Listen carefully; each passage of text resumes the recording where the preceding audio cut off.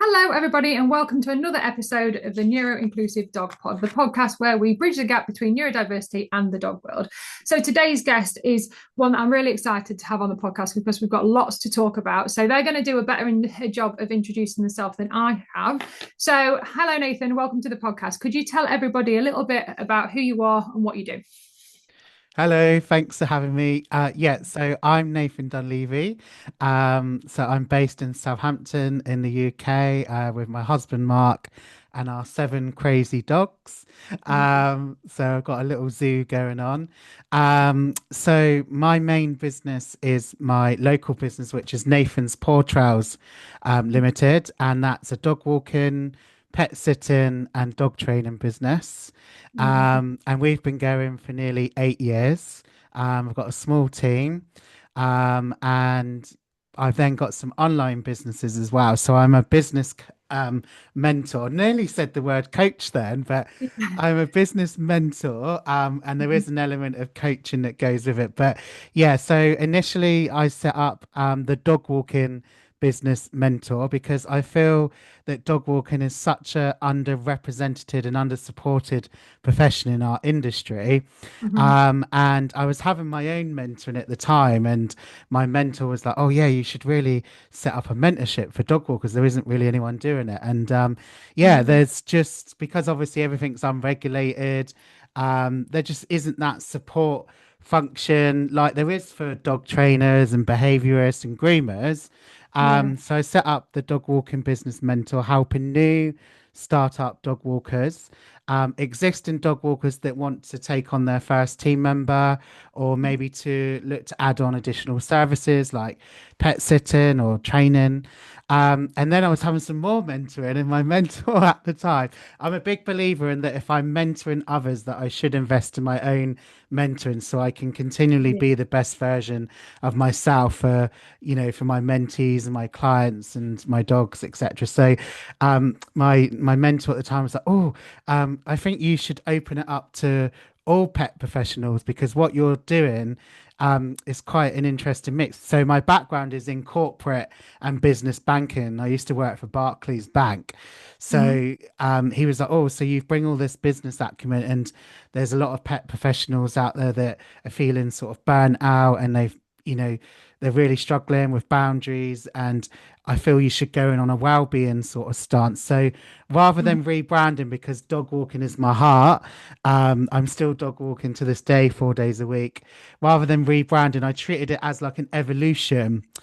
So from the dog walking business mentor, the pet business well-being mentor has been born, and I'm just kind of getting the sort of wheels in motion with launching that part of the business and helping other pet professionals. And I've been fortunate enough to help sort of like some dog trainers recently and some pet sitters. So it's a bit more sort of diverse and that's it in a whistle stop tour. And it's interesting, isn't it? I think my story started quite similar as well. Like I basically started walking my own dog, and then I got into dog walking kind of professionally alongside doing qualifications, and I used to go and volunteer for a local rescue centre so I could get some experience with different breeds and that kind of thing. And I think that's it. Like walking a dog is, for me, it was basically for my mental health, for to get me out there, to help me alleviate my anxiety. And then you Mm, kind of like just loved it, and then made it into a business, like a lot of us neurodivergent people do. We like get an idea, make it into a business.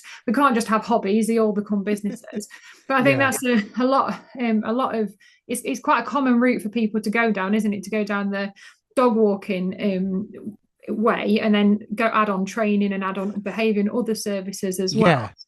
Yeah. Yeah, dog walking, it gives you a lot of hands-on experience with obviously the dogs. And a couple of people recently have referred it to as a gateway career. So dog walking, like Mm, you've just said, it's a yeah, gateway into the industry. So then from dog walking, you can do training, you become a behaviorist, you might become a nutritionist or a groomer, you might become a yeah, business mentor in dog yeah, walking. So it yeah. opens up a lot of avenues and opportunities for you. Yeah, it does. And obviously, a lot of our listeners are neurodivergent, and I think we've got a natural affinity with animals. A lot of us work with animals anyway. And I think being a dog walker or thinking about going into that line of work can really help us because we can be flexible with our needs. It's quite an adaptable thing. We can shape it around our own needs.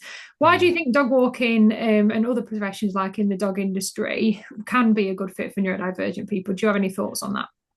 So I think probably with dog walking mainly is that you're out in nature, and I'm a big believer in that nature is or was or is the original therapist. Yeah, So that can help, like we've said, with mental health. It can help you're not sort of confined to a desk or in an office. You're getting to be outside in nature, and we all know that's good for our mental health and well-being, and also animals as well. So obviously they act as therapists as well. So yeah, I think, some like neurodivergent people may struggle with relationships and dealing with humans. Dogs are much nicer than humans anyway. definitely. So I just think that it just gives them that additional sort of outlet to just kind of be themselves. There's no pretense, you haven't Yeah, got to be someone you're not, and the dogs don't judge. So I just yeah, think it just really helps you in that yeah. respect. And I think as well, something that just came to mind as you was talking there is that, I think, like you say, a lot of neurodivergent people can struggle with human like communication and things, find it quite difficult. However, with dog walking, a lot of the humans are out at work, aren't they? So you don't actually see them. So thinking about what Yes. came to mind was just like that's quite a good, like you say, a gateway into working in the dog training industry because you're limited with the social contact you've got. Obviously, you might come across people out in the open, so to Out speak, and about. but it's Yeah. not so pressure filled, and it gives you a way into kind of working with animals and possibly a career that you may have wanted but not realized that you could do it in a way that a lot of people might think, oh, there's all of this pressure, there's all of these things that I have to do, but it actually is quite relaxed in those kind of terms, isn't it, when it comes to social Mm. pressures and things, which I think a lot of neurodivergent people struggle with, don't they? Yeah, because with the human, you may only see them at the meet and greet, and then you may not see them again. I mean, Yeah, there are instances a lot where people are working from home now since COVID, so it may be that you hear them or you see them at a distance, but yeah. yeah, but you do have to have an element of communication skills and Yes, customer service, yeah, because I definitely. always say that it's the human paying the bill at the end of the week or the Yes, end of the yeah, day. definitely. But again, it takes off that layer. There's that reduced pressure because you're maybe only communicating via WhatsApp or email or Yeah, something like that. So it just takes yeah, that layer away. But with dog training as well, people say, oh, you get into it for the dogs, but ultimately you're dealing with the human as well. So you may have a love for dogs, but I feel you have to have a love for humans, because you're yeah. you're not only dealing with the human person, but you're dealing with the dog as well. So dog walking is completely separate from dog training because you're only working and with the dog in front of you, really. Yeah, definitely. And I think there's definitely, like I say, with elements of that, like I say, with dog walk, with any kind of dog business as well. I think there's elements of you can kind of adapt and mold things to your own things. Well, like we're talking about communication, you obviously have to have a level of communication and customer service and things like you was mentioning. But there's ways in which to do that, isn't it? So, for example, you can set your business up so you communicate via WhatsApp or via email Mm. or maybe booking links or whatever it is. So I think the dog industries are quite variable when it comes to for neurodivergent people in ways that they can set them up. It's not a rigid, you have to do it this way and things. No, there's no obviously set framework as such, but there's kind of things that you feel like you should do. Yeah. But again, yeah, like you say, some people may struggle with structure, but some people may prefer routine. So Mm-hmm. dog walking, it's very routine. It's 9 to 3 most days. It's the same dogs. It's the same route. Yeah. So some people like my husband's like, oh God, are you not bored going to the same places every day? And like I do obviously mix up where I go, but there are sort of like regular spots that I do go because I go places where I try to avoid people Yeah. and other dogs because I just don't want that additional pressure, on me and the dogs I'm walking. So no, I like that routine. I like structure, but there's some people that may not like structure, and the dog walking role, again, you can fit it and mold it to what works best for you. Yeah, amazing. So, if anyone's listening and they're thinking of getting into dog walking, where would you suggest they start? Where's a good starting point to be? Yeah, great question.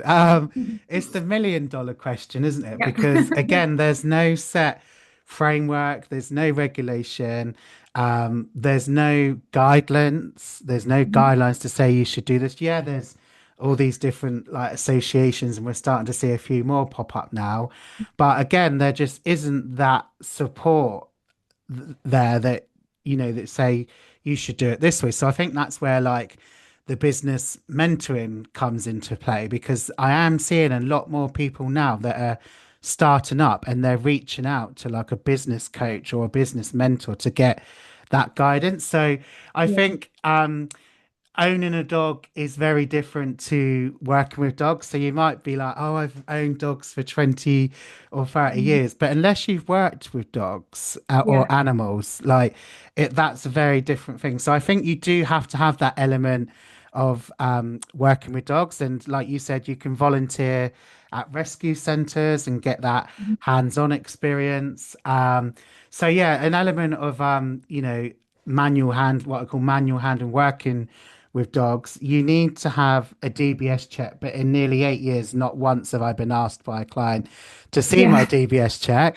But again, you should Yeah. have it. Mhm. But a DBS check is only valid for the time that they check it. So Yes. they say you should renew them every 3 or 5 years, it is. But yeah, I mean, as a minimum, you want to have a DBS check.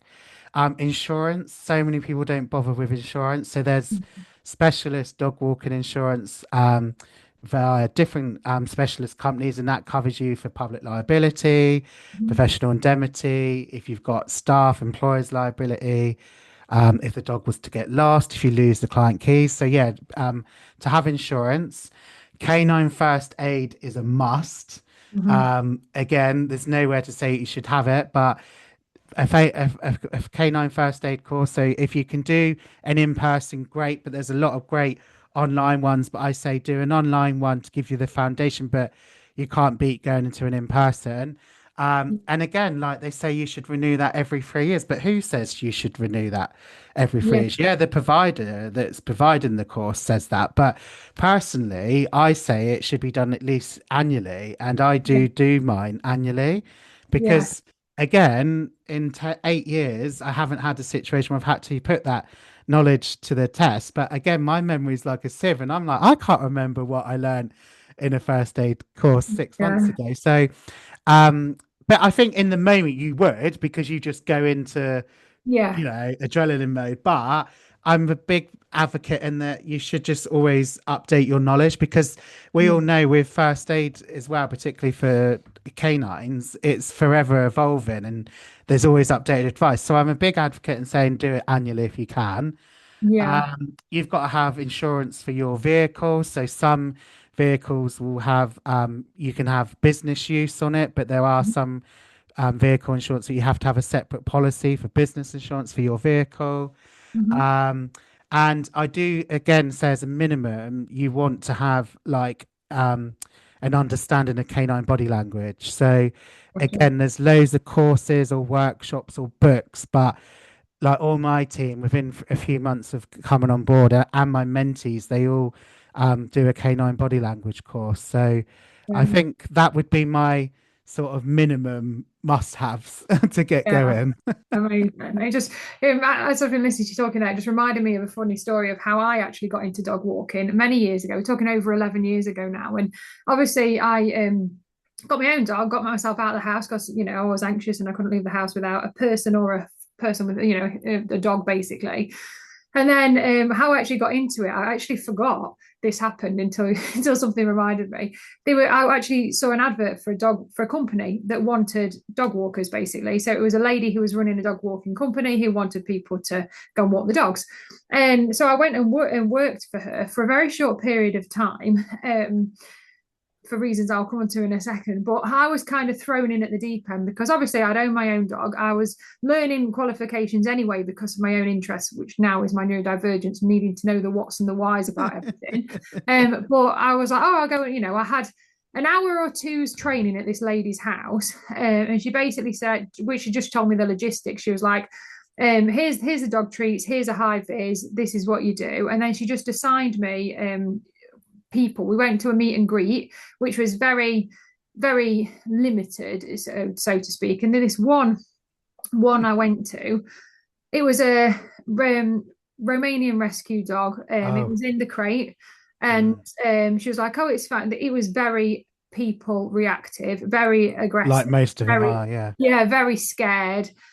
And she was like, "Oh, it's okay because we're doing all of this work with it. When you're in the house with it, like in the meet and greet, I was, a bit worried about, a bit skeptical about it. And then so anyway, he took this client on. I went round to this one. This is when I left the job.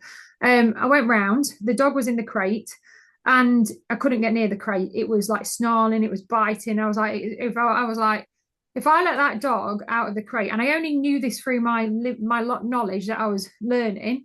If I was completely new to all of that and didn't know anything about that, I'd have just done as I was told. Because I rang her up and I was like, I can't really let this dog out of the crate because it's gonna bite me. She's like, it'll be Mm. fine. Just keep throwing chicken into the crate and it will be fine.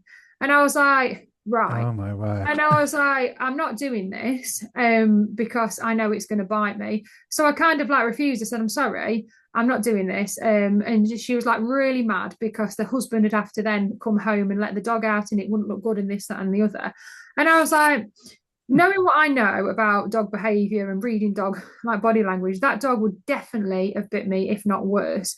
So, Mm. like from your experience, that's just a crazy story. And then I ended up leaving the company and actually setting my own dog walking business up because I was like, I could do this a lot better. Good. Yeah, good for So, you. but from your experience, how important of it is it to have dog walkers have that training and behavioural knowledge? Like I say, I could have been thrown in the deep end, Mm. but now the industry isn't regulated anything. A lot of people think dog walking's easy, and it is if you get the nice dogs, isn't it? Yeah, it's a lot of responsibility. And they're like family members to the clients. The only thing I forgot to mention as well with must-haves or must-dos is a canine first aid kit as well. But Yes, that's not only one to carry on you, but also a more robust one in your van or vehicle. yes, So just want to yeah, add that there. But no, it's really important because a waggy tail is a common misconception that the dog's happy. So, yeah, and people don't necessarily know what when they're showing the whites of the eyes that we know that that's waylay. mhm. So I just think it's really important. Now, it doesn't have to be like a really in-depth sort of behavior course No, unless you want to go down that route. But yeah, basic understanding of canine body language, that's how they communicate to other dogs, to us. And you can watch out for those subtle signs because again, we all know like through the escalation period that there's those subtle signs like a bit of yawning, a bit of lip licking, mhm. blinking. That's the signs that a dog's getting stressed and Yep. stuff. So yeah, it's really important because it just protects you and the other dogs and Mhm. the people around you and stuff. So yeah, basic knowledge at least. Yeah, and I think that's important as well. Like one of the things I was going to mention as well is when it comes to dog walking, like going back to shaping your business and it looking different for different people. Like Mm, you can do the whole solo walks versus groups, and I think for me, this yeah. thing going on, like linking the two with the behavior side. Sometimes it scares me to know that dog walkers Mm, are out there grouping dogs together that have limited knowledge about grouping dogs together and dog behavior and how behavior is like the group bucket and how they can feed off each other and all of that.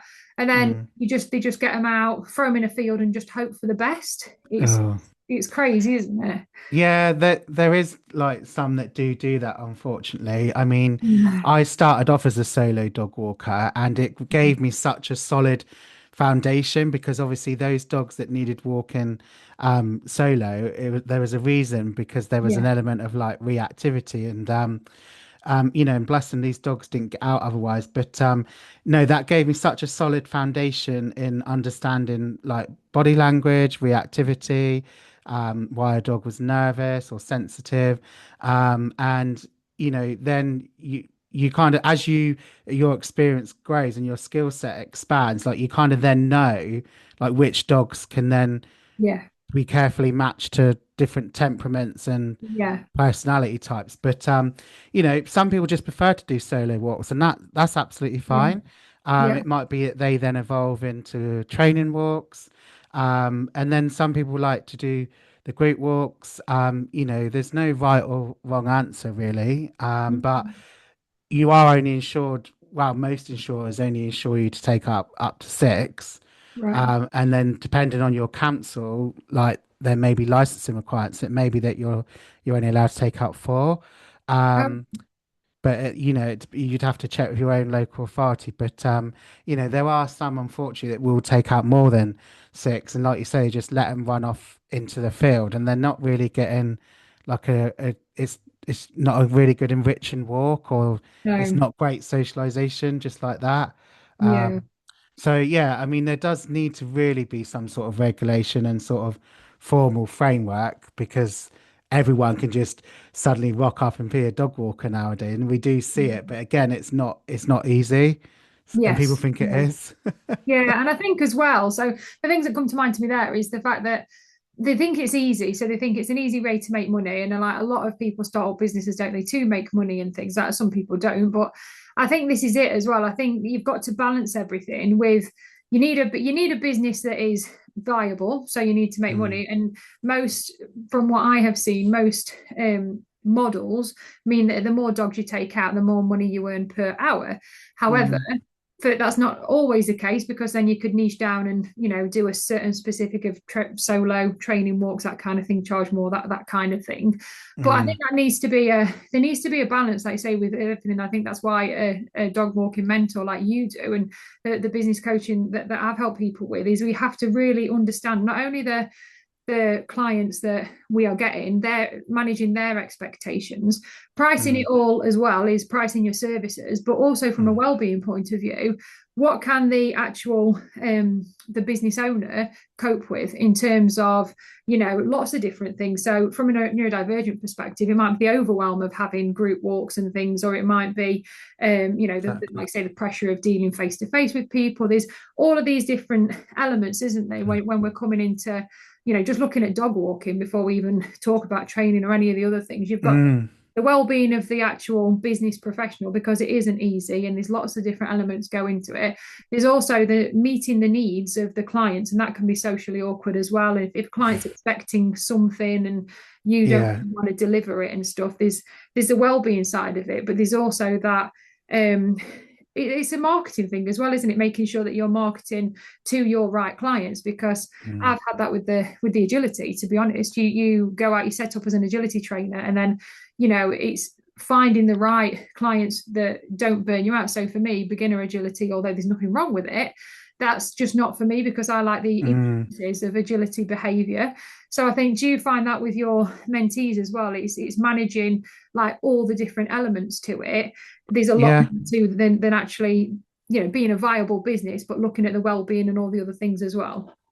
Yeah, you're wearing a lot of hats, and you we all know that the dog's very different to when they're with the owner as well. So it's managing the expectations of the owner, because they may be like, oh, they're fine, Flossie's fine off lead, but Yeah, actually we don't let them off lead. We build up a rapport and we assess behavior first, and then they go onto a long line, and then the long line's dropped. It's a yeah, process. We don't just let them off on the first walk, because we haven't, that dog doesn't know us, then why yeah, would they want to come back to us? So yeah, yeah, so there's managing that.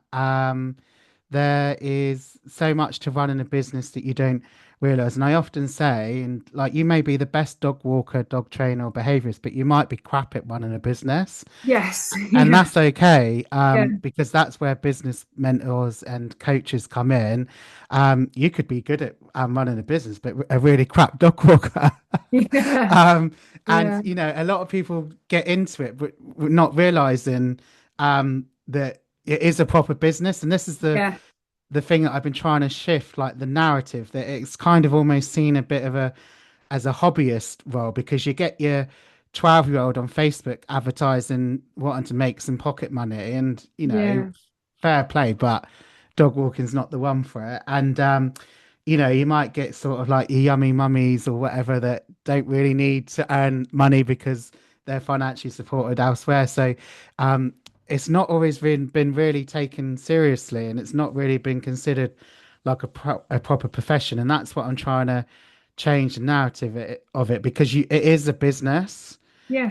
and there's so many different hats to running a business, and Yeah. some people do need that support, because that's when the overwhelm comes in, because obviously, you know, you're having to like keep a track of your books, your receipts, you're having to be a marketer, Mm. advertising, you need to do customer service, you need to be able to deal with complaints, Mm. so there's a lot involved than just walking dogs. Yeah, it is. It is. It is that. It's really hard. I mean, remember when I first was getting into the industry and I first had when I was set on my own dog walking business, and one of my first clients, the lady said to me, all really well mean, well mannered and stuff, and she was like, um, I think it was when I was no, it was when I was changing from dog walking over to training. And she turned around and she went, "Oh, it's okay, don't worry about it, because dog walking, sorry, is not a permanent thing." And I thought, well, okay. I think she was trying to be nice to me at the time, and she meant it nice, that it's not a problem. You are not being, you're not walking my dog anymore. But that's it. I think there's this kind of assumption that, say kids do it for pocket money, or people do it because they haven't got anything better to do. But I think it's a really hard job, to be honest. It's It's sometimes long hours. It's unsociable hours, and yeah. sometimes it's walking the dogs that no one else wants to walk, especially if I found this doing solo walks. Like you say, it's usually the ones with the problems. Or I had a lot of owners whose dogs were reactive, or who Mm. they or they just couldn't be bothered. And I mean this in a nice way, because they had lots of money, and the lady, I used to turn up and the lady used to say, "Okay, here he is, I'm going out to the gym now." And to me, in my brain, that didn't make sense. I'm like, you wouldn't need the gym if you just walked your own dog and What brought you them to done? me. Do you know what I mean? And I'm like, to me, it just didn't make sense. But I'm just like, if people have got money to throw away, you know, yeah, then so be it. But going back to your point about being hard as well, is there is a physically demanding role, yeah, and you don't realize how physically demanding, because you are walking a lot, particularly if you're doing group walks as well, yeah, or solo walks, because there's only so many solos you can fit in a day. So yeah, it's physically demanding. You're potentially having to lift the dogs up into the vehicle or into a yeah, crate. There's a lot of driving, a yeah, hell of a lot of driving. Again, if you're doing group walks, there's a lot of pickups, droppers, there's a lot of driving. So you need to be okay driving, getting stuck in traffic, roadworks, fair weather people, it's no good for as well, yeah, because I go out come rain, wind, shine, snow, as long as it's safe to do so. yeah, You know, you can't just do it for the summer just to top up yeah, your tan.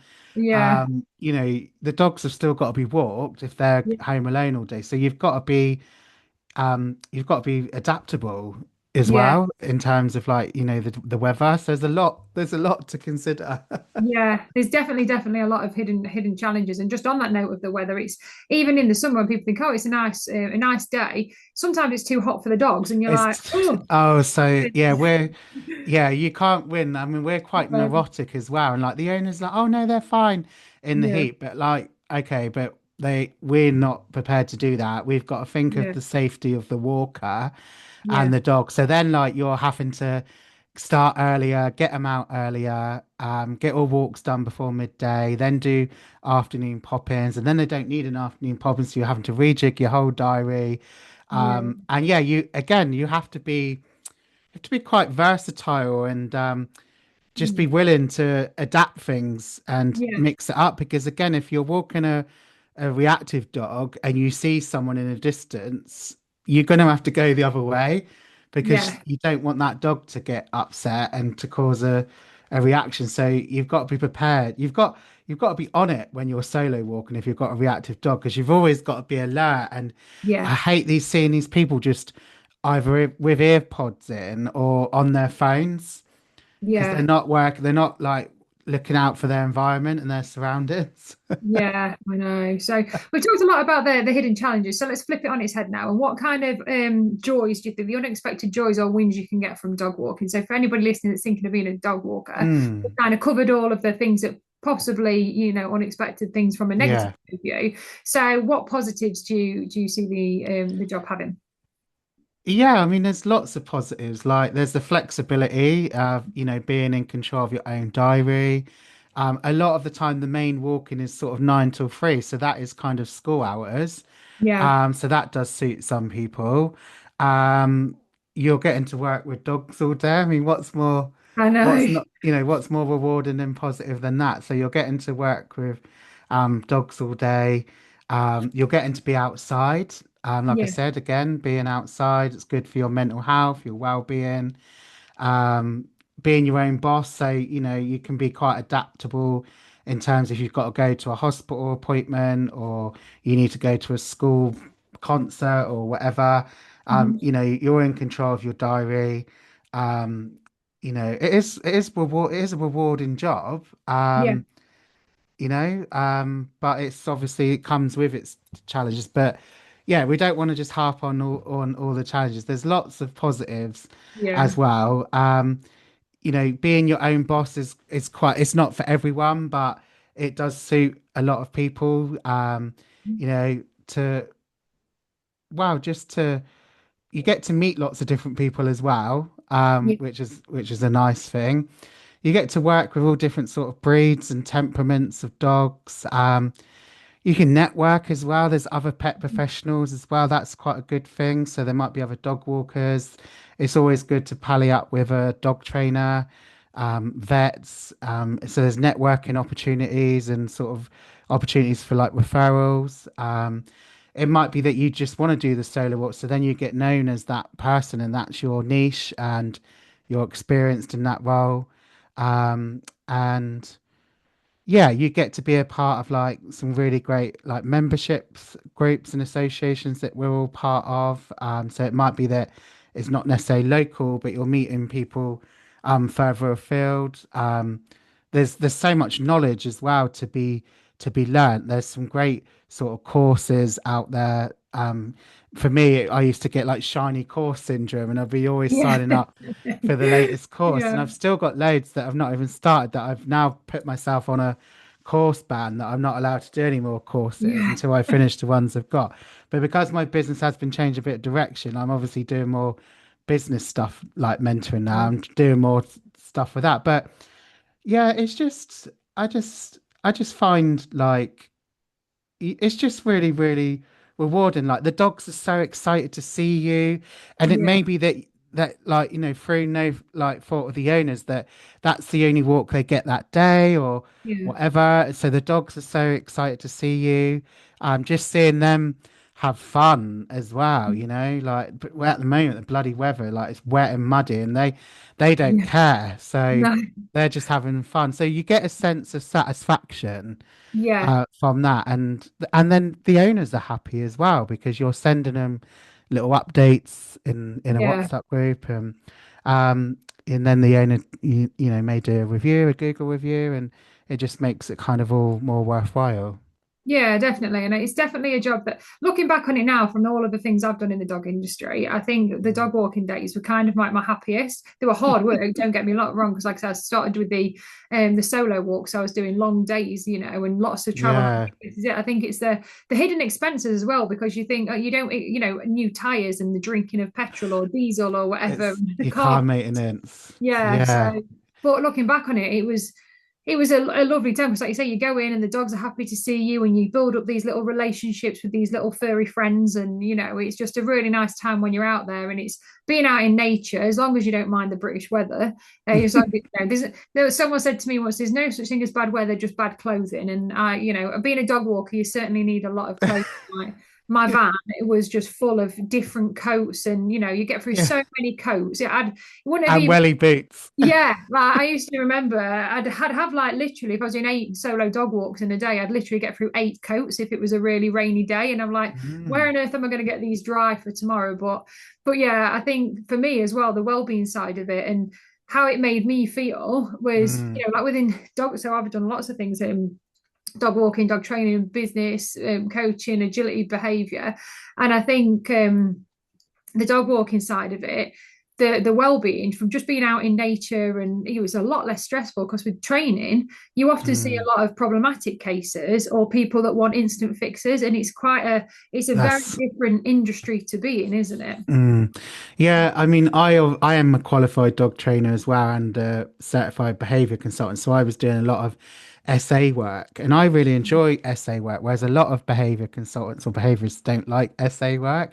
But I got into SA because my own dog struggles with SA, so I wanted to upskill myself, and then I wanted to help others. But I trained as a dog trainer as well. But I actually went back to dog walking, and that's what Yeah, I've gone back to now. I mean, I still do a little bit of dog training, but it's mainly for my existing dog walking clients. yeah, And like I say, I've got different sort of avenues that I'm doing things now. But yeah, I went back to dog walking because I just wasn't enjoying dog training. I'd yeah, never experienced imposter syndrome in my whole corporate career until I became a dog trainer.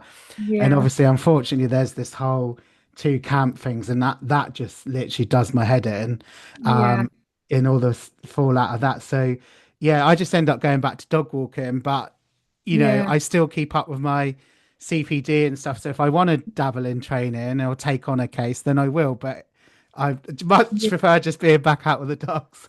Yeah, I don't blame you at all. So we've talked a lot in the podcast about well-being in the pet care world and how it's really, really important. So what kind of led Mm. you down to that route of helping pet professionals with their well-being? Just I've been on a really big personal professional and mental journey myself this year. So I've been really working on my own sort of mental health Hmm. and well-being and again sort of like physical well-being as well. And I was just seeing like from like stories I was hearing, and like I said at the time I was having mentoring, my own mentor said like, there's been a lot of no disrespect to like business coaches because obviously that's what you do and I do an element of business coaching, but there's been a lot of pet professionals out there that have been really badly burnt by some business Oh God. coaches. Yeah, yeah, And yeah. I'm Tell me about and it. yeah, and unfortunately you've probably seen it as well. And unfortunately there's been a bit of a fallout of like high ticketed programs and basically these people that have been over promising and under delivering and their Mm, ethics don't necessarily align with your ethics. yeah, So he said, there's a lot of like burnt out, not so much burnt, but they are burnt out, but there's been a lot of burnt pet fishers that have mm, had a really bad experience, unfortunately. yeah, yeah, And yes, they are suffering with burnout because they're just constantly working, yeah. trying to make a living. They are struggling with imposter syndrome, Mhm, compassion fatigue, boundaries. mm, And he just said, like, I feel there's a bit of a need to help more professional because of your background in business banking, the business experience and acumen you bring. I mhm. think you should open it up more to what you're offering dog walkers. You should open it more to all pet professionals because there's Yeah, a bit of a need for that now. yeah, Because again, there might be business coaches and business mentors that teach you and coach you to be able to train a dog or groom a dog or to a complex behavior case, but it yeah, doesn't necessarily mean that they're actually helping you with the business side of stuff. yeah, And that's what I bring. I don't teach you to train a dog or work on a behavior case. I teach you the basics of running yeah. a business and how to run a business successfully. So yeah, went going in on a well-being stance because I think like I don't know if it affects other industries, but in our industries, like we just I think it's because we're such emotive people as well. Yeah, We all care so much and we're quite emotional and sensitive yeah, people. I know I am, just speaking for myself. I don't know. I know others are as well that I yeah, work with, but I just think like some almost just need that sort of helping hand. They just need that kind of someone to wrap their arms around them. And it can kind of maybe come across as a bit fluffy or mushy, but they just need that hand holding. They need that support. They need that sense of direction. They need that guidance. And yeah, that's where it all kind of come about, really. That my yeah, mentor at the time was like, I think you need to have all pet pros and go in from a well-being stance because a lot of pet pros are struggling at the moment. It's yeah. rife. It's kind of Yeah. really rife in our industry at the moment. Yeah, and I think that's it. It's important. It's like one of the things there that you when you was talking about being burnt and things by other business coaches, that my kind of approach to life through my neurodivergence I've now found is that if I'm not getting taught the way I want to get taught, just go and learn it yourself, Katrina. So basically, like when it was, dog training, I was going to classes and I wasn't getting it the way that I now know my brain needed the information, so I requalified. Then when it came to the business side of things, I had business coaches myself because I was a dog trainer, but doing agility. I'm like, oh, what do I do next or whatever? So I paid a lot of money to a bit to business coaches, a lot of money, and then to find Mm, that their values and their ethics just didn't mold with mine. One of them was very, very money motivated. And don't get me wrong, we all need to make money in business. It's how we need to have viable businesses. mm, But for mm, me, it's not a main focus. I don't want to, be with somebody who's going, they was asking me to do things that for me, I didn't want to get into people's cold DMs on Instagram and start just randomly adding people as friends on Facebook. To me, it was like, no, that's not, not genuine. It's not who mm, I was as a person. So mm, before when I left school, I did a load of business qualifications, and I kind of like remembered that I got those qualifications. Then I'm just going to redo some more business qualifications and learn it myself because I'm not paying these people loads of money to then to do stuff that I don't really ethically stand well with me. And I think a lot of it mm. as well in our industry is marketing. There's a lot of 10K, Mm. 5K months and No, this I know. and it's like I people know. charging thousands and thousands of pounds for a course, and their ethics themselves as a business aren't that good. And I think with neurodivergent me, I'm talking as personally here. However, I know it applies to a lot of other neurodivergent people. We've got a strong sense of justice sensitivity, like what's right and what's wrong. And for Mm. me, it was like, it does my head in still that these people starting up in the industry and they believe in the hype of these well-known, well marketed Yeah, professionals. And then they're going, oh, let's throw them thousands of pounds. And like, hold on a minute, your ethics are absolutely vile, but they've got good marketing. So I everybody believes know. hype and throws them loads of money. And like, so for me, that's why I do business mentoring coaching, because I'm like, you can run a business that suits you and you don't have to do everything. So I deal with a lot of neurodivergent clients. So a lot of marketing's aimed at neurotypicals, which doesn't actually often work with our brains.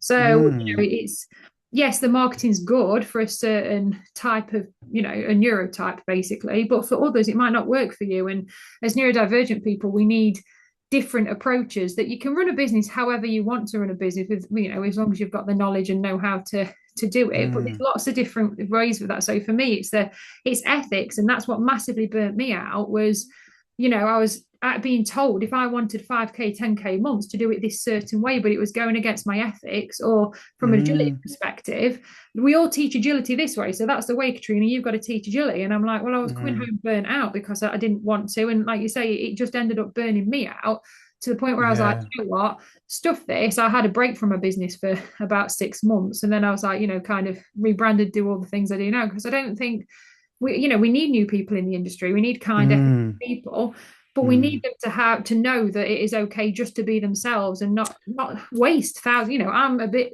peeved that when I first got into it, I've wasted thousands and thousands and thousands of pounds on stuff I just didn't need. And I'm like, don't make that Yeah. mistake. We can help you. You know what I mean? Yeah, it's frustrating because again, you don't know what you don't know, and Yeah. it's very, like you say, cleverly marketed. But then when Yeah. push comes to shove, and I don't know how people have even find all this money. I'm like, where the hell is all this money Exactly. coming from? You Yeah. know? And yeah, and then they've not sort of followed through, or they've realized like ethics don't align. And yeah, I really struggle with stuff like that. And I know we've spoken previously as well, because like I've got a really, really strong moral compass Yes.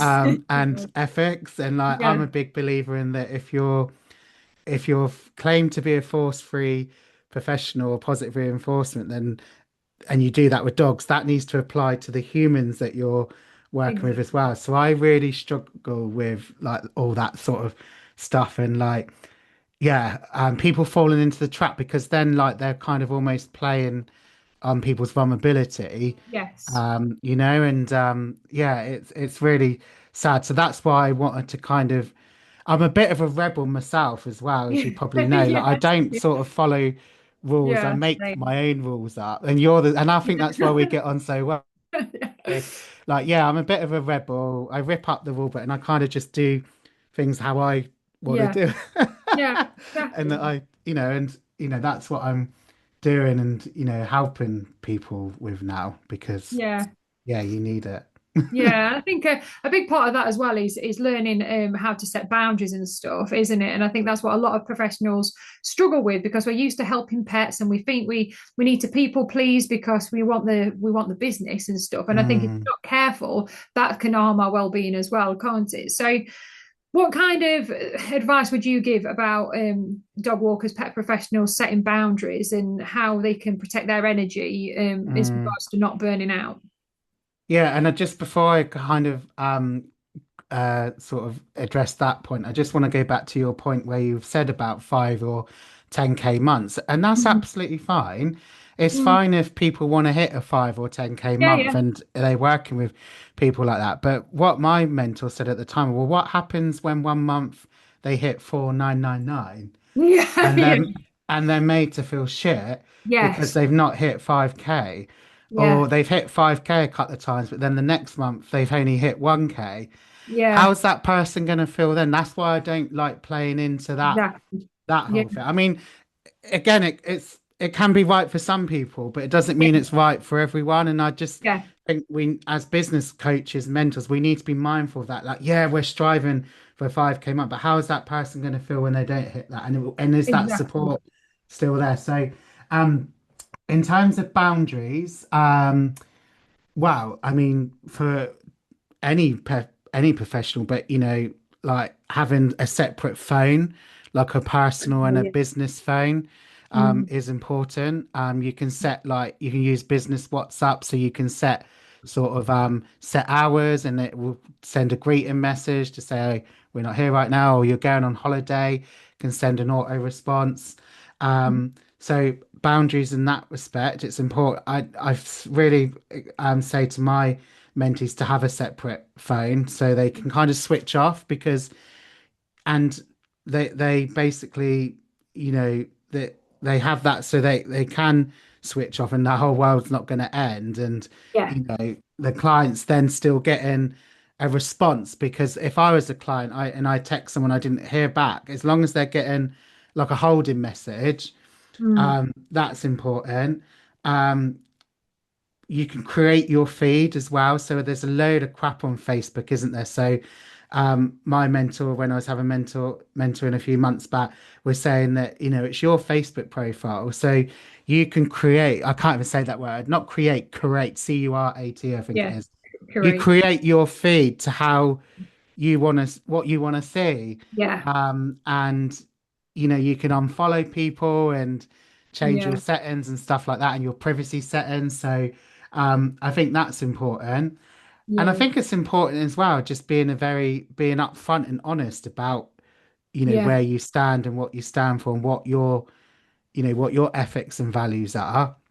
Yeah. Um, so, and obviously, like, there's sort of there's groups you can turn off notifications and stuff like that.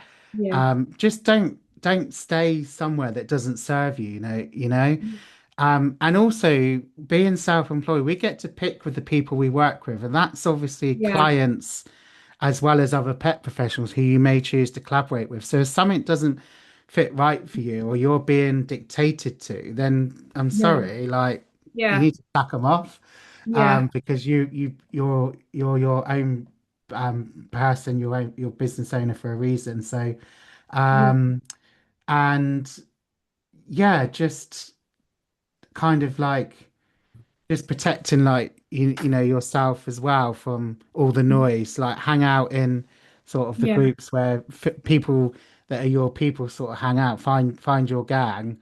yeah, um yeah, it's really important to protect like your boundaries, really, yeah, because as pet professionals we always want to be on, we always yeah, want to be available, but I yeah, think you have to set those expectations from the outset, yeah, because people will just take the mick otherwise, yeah, yeah, unless exactly. you set those from the outset. Yeah, and I think one of the things that I pick up on as well with clients is that they need to stick to the boundaries as hard as it is, because I think Mm, once, and I learned this very early on, if you break a boundary. So, for example, if you say, I'm not going to I'll answer messages after 6 p.m. or something, and then one night mm, you're bored because there's nothing at the telling, start answering them at 8 o'clock at night. Once you've done that, the client can then kind of like, they're like, well, actually, it's okay to do this. And it's very I hard to then know. go back on it, isn't it? They come accustomed to it and they expect it. Yeah. And then when you don't reply, oh, like, well, Yeah. I texted you like an hour ago, and I'm like, oh, okay, well, it's now 8 o'clock, and I've kind of Yeah. clocked off. So yeah, it's important not to break them, and boundaries as well. They're not walls. They're look. I consider boundaries. Like when you go bowling, and you have the bumpers up down the side of the bowling Yeah. alley. I like refer to boundaries as that, as they're just an added layer of protection to protect you. They're not walls, they're there to protect you and the dogs you work with and the clients as well. Yeah, yeah, definitely, definitely. And doing that too, that was the best thing I've ever done for myself, is creating your Facebook feed to only show you what you need. Because especially in Mm, the agility world, it gets quite toxic out there. And it was literally, I'm going on social media, and neurodivergent people quite a lot. Well, I do personally, is like when I scroll my phone to kind of decompress. And I know it's okay. like not an easy. It was sometimes the opposite of what people think, but I kind of, if I'm in a situation that I'm uneasy, so if I just need to just turn my brain off for a minute, I'll scroll social Mm, media. But what was happening is it was making me feel worse because of my Facebook feed and stuff. So as soon as I like mm, started picking and choosing and creating that feed for and liking the things that you want to see more of, then obviously I mm. go onto social media now, and instead of it being a place that would cause me frustration or make me feel worse about myself, it actually makes me feel better, because the things I'm seeing are people I align with, quotes that I like and things like that. So Yeah. And super, there's obviously a lot of great groups as well. You've got your groups, and yeah, we're all part of different groups. So just leave anything that doesn't serve you, or that doesn't yeah, align with your values and ethics. You don't have to hang out in them groups. Some things can be a bit cliquey, and I'm not a big fan of yeah, that either. I feel I'm the most collaborative pet professional there is out there. yeah, I'm very collaborative, and I like sort of collaborating with people and supporting yeah, other people as well. yeah, But yeah, you get to choose who you hang out with. Just find your people, and yeah. it does help. Yeah, definitely. So you mentioned before about coming from a corporate banking kind of world Mm. before. So how does that kind of blend with the well-being side of what you're doing now? Have you brought anything from that kind of world into your well-being stuff that you're doing now? Just really like just all the business acumen sort of stuff. I was kind of like a bit of a glorified PA. So I Hmm. had a portfolio of clients. I supported the relationship director. So you had to be very organized and structured, and there was like diary planning, chatting to customers. You'd have to promote the bank's products as well. So there's sort of like how to deal with like difficult customers, effective communication, listening skills, diary planning, diary management.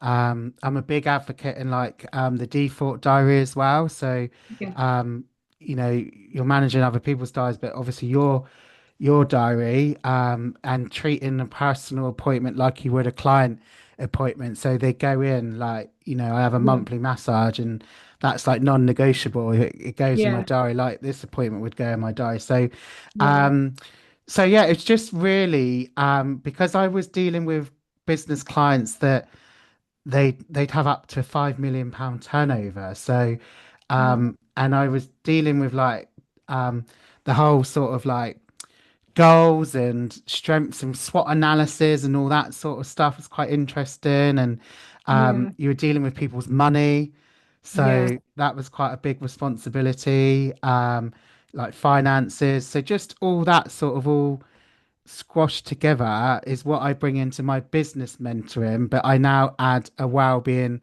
angle on it with all the, you know, allowing time for yourself, boundaries, yeah, just taking 5 minutes just to pause and switch, going for a mindful dog walk, but without the dog, or going for Yeah. a mindful walk without your phone and Yeah. um, stuff like that. Just making sure that people allow time for themselves because, like, you can't run on empty, like No. you wouldn't run your car with no petrol or oil in, and Yeah. it's and like us, you can't run on empty. If you don't look after yourself, you're not going to have a business to even Yeah. run. So Yeah. your biggest investment is you, basically. Yeah, definitely. And one of the things that I took from one of my mentors is he said when it comes to default diaries and planning your diary is here's what I always do, and it's a tip that I give to all of my clients. He says we every time I open my diary, I plan the fun in first. So Oh, whatever yeah. fun to them, that is the first thing to go into their diary. So they plan the Mm, fun in first, and everything else has to fit around it. Because if we're not having any fun or any joy or time to relax, however we choose to relax, and mm, that you can't, like you say, you can't function yourself. You can't pour from an empty cup, so to speak. So mm. super, super important. So finally, let's have a little bit of a chat about your podcast because I know you've started the pet wellbeing podcast, haven't you? Yeah, So tell yeah, us a little bit more about that and yeah. what kind of conversations you have on there. Yeah. So the Pet Business Wellbeing podcast is fairly new. Mm-hmm. So again, I keep getting all this advice and like all Yeah. these mentors, they got a lot to answer for because they keep This is telling me to do all this stuff and like it. I'm a bit of a I'm a bit of a workaholic. Like I do need to take my own advice sometimes, but the thing is I enjoy working. I enjoy the things that come with running a business, and I love that. I love setting up new businesses and Yeah. growing businesses. So yeah, so all these mentors keep giving me all these great ideas. And then I went on another podcast and they were like, "Oh, you should do your own podcast." Because I do one with Yapley, which is the Yappy Hour, but that primary audience is for pet parents, whereas my um podcast is for pet professionals. Um, so I've set up like my free Facebook group, which is the Pet Business Wellbeing Circle. So you kind of need to have a few freebies. So your freebies are your Facebook group and your podcast because people need to get to know you. Yeah. You need to build a community, and you need to start putting your story out there. So you can do that via like a Facebook group or by running your own podcast. And I never thought in a million years that I'd be running two podcasts, but here we are. So the podcast is all about running a business as a pet professional and what comes with that. So it's very much in its early stages. I've only released about 9 episodes, but for example, I've had someone on Jay Gurdon talk about imposter syndrome. Mhm. So again, I said I've never had imposter syndrome until I became a dog trainer. A lot of pet professionals struggle with imposter syndrome, so we've had Jay on talking about that. I've had Rosie Robinson on talking all about visibility. So we spoke Mhm. about websites, we spoke about branding, we spoke Mhm. about the importance of a Google My Business profile. So that was that. I've got Fiona Pedley coming on to talk about having a VA to support you in your business and some things that you would look to outsource to a VA. Because up until a couple of weeks ago, because I'm such a control freak, Mhm. I was trying to do something that was just a bit too technical in Mailer Lite, and Yeah. it's over my head. And Yeah. I had to admit defeat and get Fiona's help on because she's a male alike with. So, play to your strengths, but identify when you do have some weaknesses. And that's not a bad thing that you've No. got weakness because it's just room for improvement and to better yourself. But I had to admit defeat and I got Fiona on board to help with my male alike issues. And she's actually done some more work with me now because I didn't ever think again that I would need the help of a VA because I'm just like, right, no, I can do it all myself. Yeah. So we've got Fiona coming on. I've got Andrew Howe coming on to talk about emotional well-being. Mhm. Shalina Duke's going to be coming on to talk about work-life balance and being a parent and running a business and not to feel guilty for doing both. Yeah. Um, Dr. Holly Tett's coming on to talk about boundaries. And Amazing. then I do some solo episodes as well. So I've done some solo episodes. So I've done one on the importance of having a break and having rest and downtime. God, I'm trying to think what else I've talked about. There's plenty there to be going on with. There's 9 or 10 episodes. Yeah. I've had a few guests on. I've done a few solo ones, but I've got some really great guests. I'm getting you to come on as well, so you're going to be coming on. So yeah, there's some great guests coming on as well. So yeah, Yeah. it's really good. It's one to listen. We'll put a link to that in the show notes as well below the podcast. So to finish off with, I always do a quick fire round with my guests so we can get to know you a little bit better. So are you ready? They're super hard questions. You ready? Okay. I was First born ready. first one, tea or coffee? Tea, Tea. Oh yes, I'm so glad people are in the tea camp. I'm a tea person, and tea. usually it's a coffee, and I don't really No, like coffee to be honest. tea So all day long. amazing. So this one might be a little bit harder. What's your favourite dog breed? Well, I've got to say toy poodle. It is harder because I've got Yeah, toy poodles and chihuahuas. But yeah, yeah, toy poodles. amazing. Why them over chihuahuas? Because when I was looking at toy dogs, I was like, I would like either a chihuahua, a toy poodle, or a I can never say sausage dog. I can never That say. yeah, Dachshund, yeah. Yeah. So why So would you?